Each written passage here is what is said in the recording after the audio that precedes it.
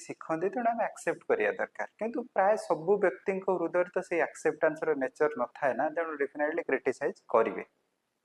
ଏଠି ଆଉ ଗୋଟେ ପଏଣ୍ଟ ବି ମୁଁ ଆଡ୍ କରିବାକୁ ଚାହୁଁଛି ସାଧାରଣତଃ ଦେଖନ୍ତୁ ଯୋଉ ବ୍ୟକ୍ତି ସାଧାରଣତଃ ଚାହୁଁଛନ୍ତି ଯେ ବହୁତ ଜିନିଷ କରିବା ପାଇଁ ନା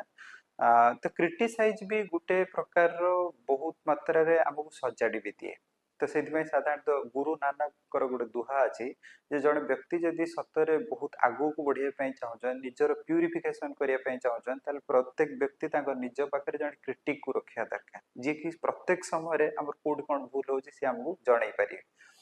ତେଣୁ ବେଳେ ବେଳେ ଏହା ହେଇପାରେ ଆମେ ଯେତେବେଳେ କ୍ରିଟିସାଇଜ ଶୁଣନ୍ତି ବେଳେ ବେଳେ ନୁହେଁ ବହୁତ ସମୟରେ କ୍ରିଟିସାଇଜ ଶୁଣନ୍ତି ଲୋକମାନେ ନିନ୍ଦା କରନ୍ତି ଆମେ ବହୁତ ମାତ୍ରାରେ ହତୋତ୍ସାହିତ ହେଇଯାଆନ୍ତି। କିନ୍ତୁ ସାଧାରଣତଃ ଯୋଉ ବ୍ୟକ୍ତି ସମାଜ ପାଇଁ ବହୁତ କିଛି କରିବାର ଅଛି କିମ୍ବା ବହୁତ କିଛି ଲକ୍ଷ୍ୟ ନେଇକି ଆସିଛନ୍ତି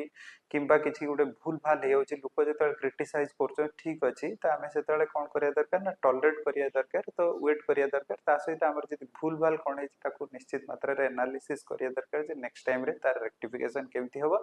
କିନ୍ତୁ ଏଟ୍ ଦ ସେମ୍ ଟାଇମ୍ ସାଧାରଣତଃ ଏତେ ମାତ୍ରାରେ ବି ହତୋତ୍ସାହିତ ହବା କଥା ନୁହେଁ। ଏଇଟା ହଉଛି ହ୍ୟୁମାନ ସାଇକୋଲୋଜି ଯେତେବେଳେ ଆମେ ଜଣକୁ ବହୁତ କ୍ରିଟିସାଇଜ କରୁଛନ୍ତି ସେ ନିଶ୍ଚିତ ମାତ୍ରାରେ ମେଣ୍ଟାଲି ବହୁତ डाउन फील करिए आमे जेतेबेले व्यक्ति को बहुत प्रशंसा करूछन सी तांकर माइंड रे बहुत एबे माने कोन उत्साह एबे फील करिवे जे बहुत किछि करिया पे किंतु साधारणतः देखंतु प्रत्येक समय जे हमको बहुत किछि एप्रिसिएशन मिले लोक एप्रिसिएशन करिए किछि मात्रा लोक निश्चित मात्रा निंदा करिए बहुत सारा नेगेटिव कमेंट देबे तो ता जीवन रे सब बेले पई रहिबो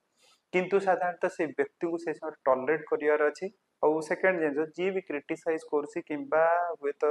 निंदा करूछन ना आमे किछि भी तार जो आंसर बैक करिया कथा नै कारण जेतले आमे थरे आंसर बैक करिया स्टार्ट करले ता माने आमे ताको रेस्पोंड करिया स्टार्ट करले तो रेस्पोंड करिया दरकार ही नै ताको रिएक्ट करिया दरकार ही नै आमे केवल टॉलरेट ही करियार अछि तो टॉलरेट कर जिबाटा जत्ते मात्रा रे आपण देखंतु सिचुएशन टा को स्टेबिलाइज करिवो आपण देखंतु जति रिएक्ट करिया स्टार्ट करे ना से बहुत असुविधा हो कारण देखंतु जने व्यक्ति जेतले कमेंट करूछंती किंबा क्रिटिसाइज करूछंती तांको आमे आउ दी पद कथा कहबा से आउ 10 पद कथा कहबे ता आम माइंड ता सेथिरे बेसी डिस्टर्बेंस हबो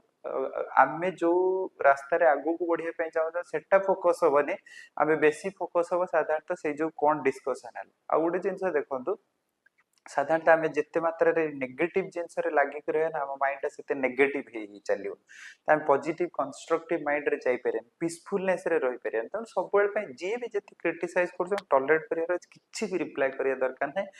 कि इवन इफ जति फ्रंट टू फ्रंट भी साने क्रिटिसाइज करछन आपण साधारणतः सह्य करदवा दरकार किछि भी कहिया दरकार नै देखंतु जे साधारणतः सह्य करछन से व्यक्ति ही महान।